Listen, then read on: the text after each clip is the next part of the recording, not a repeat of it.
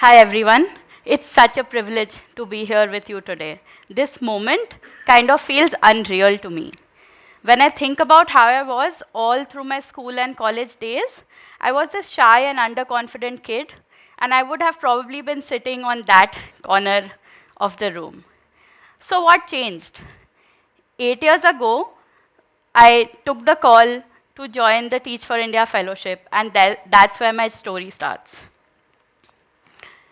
These are the third grade boys I taught at a government school for 2 years in Chhatarpur. That year, all the Teach for India classrooms were going to have a football tournament, and my boys wanted to participate in it. There was just one problem. They hardly knew anything about football. I knew nothing about football, and they had no other coach.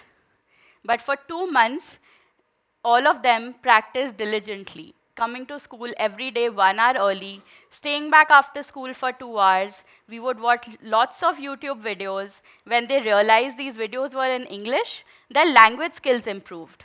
And 2 months later, after days of practice, we were the Delhi champions.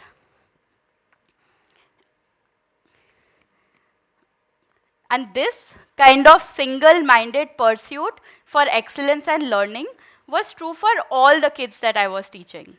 Whether it was filling pages and pages with their drawings, or writing endless stories, or solving maths problems almost obsessively, all of them displayed such pure joy of learning.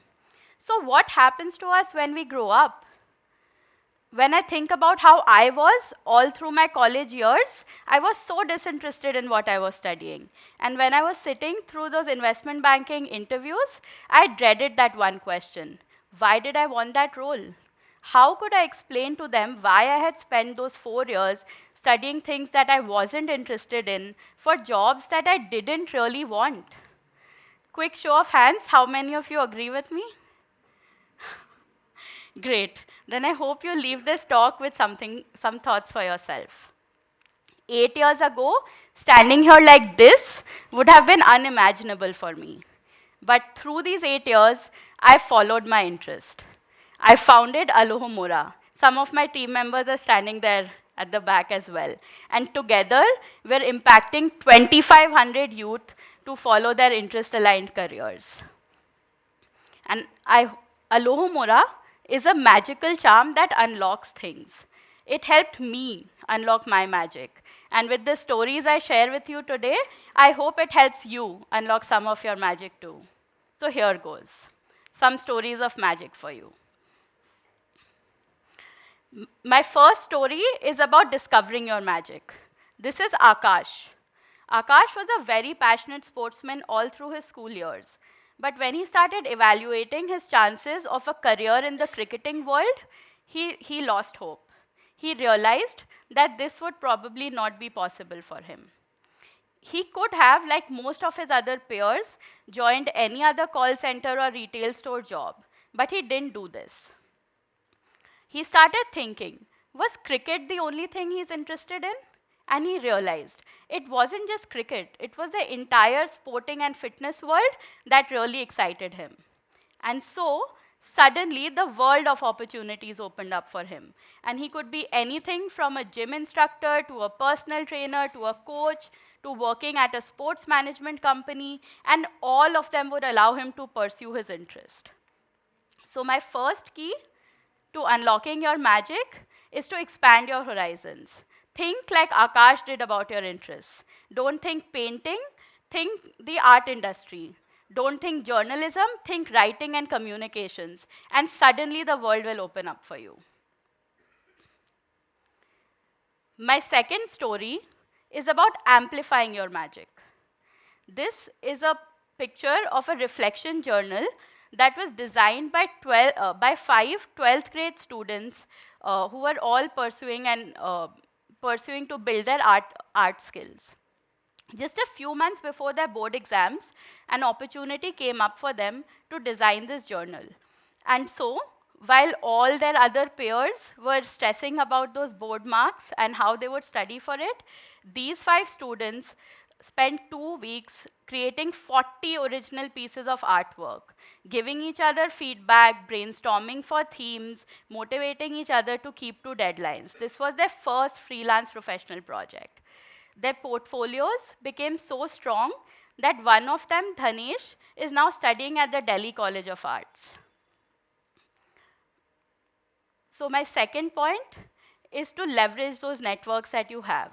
Learn with your peers. There's so much potential in just this room. Start talking to each other and learn from each other. Join those campus clubs, leverage those WhatsApp groups, actually learn from them.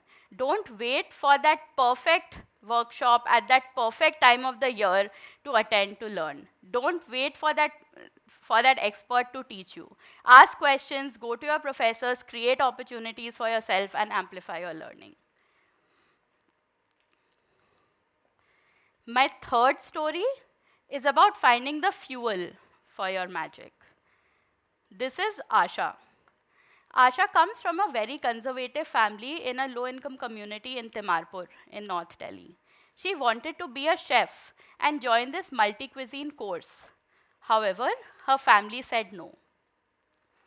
This didn't stop Asha though. She didn't give up. She also didn't argue with her parents. She started thinking. She recalled the problem solving skills she had learnt in school and realized that she needed to understand the root cause of her problem. And so she started thinking. Was it that her family didn't want her to reach her dreams? That wasn't the case. So maybe it was because they didn't want her to do this specific course. And why was that a problem? Because maybe nobody else in her community had ever done it. And why was that a problem? Because she realized that her family didn't know if this was a credible course and if it would be a safe choice for Asha. And she realized this was a problem that she could solve. So she took her father all the way to the center, 2 hours away, leading the way entirely independently, changing 3 metros. At the center, they took a tour of the facilities, they met with the trainers, and Asha's father realized 2 things. Asha had grown up to be a confident young girl who could take care of herself, and these facilities and the training center would truly be a good choice for Asha. Today, just 8 months after her boards, Asha has already secured her first job as a junior chef at one of the leading restaurants in Delhi. So my third and final key to unlocking your magic is to spend the time you need to invest your family, to invest the support of your loved ones, to help them support your dreams. For Asha, it was enrolling in a course. For you, it could be talking to somebody to mentor you, or change cities, or join some unconventional career. But whatever it is, invest that time and gather the support you need. So these are my 3 keys to magic. The first, expand your horizons and discover your magic. Leverage your peers, learn with them, and amplify your magic. And solve your problems, invest that time to fuel the magic inside you. And there's something very special about all these 3 keys. They're all in your control. So don't let those jobs and the degrees you need for them be the center of your life. You are the center of your life. So pursue things, identify your interest, and pursue them. Pursue them with the passion you had when you were dreaming to be those actors and dancers and singers. And I know you will be able to unlock your magic. I invite all of you now to close your eyes. Go on, I'm waiting. Imagine. Imagine you're doing something that you're really interested in. It could be anything, from reading the newspaper to engage in political debates, to investing in the stock market, to dance, fitness, art. Imagine that you're doing something that you know you're really good at. And imagine, what if you could build a life around this? Imagine your entire career and life revolving around something that you truly want to do. Imagine how beautiful and magical the world would be then. Hold this feeling, take a deep breath, and open your eyes.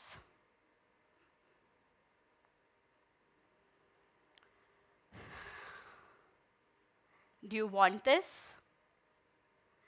I believe you can get this. The only thing you need to do is to believe in yourself. Trust me, I've experienced it. Thank you.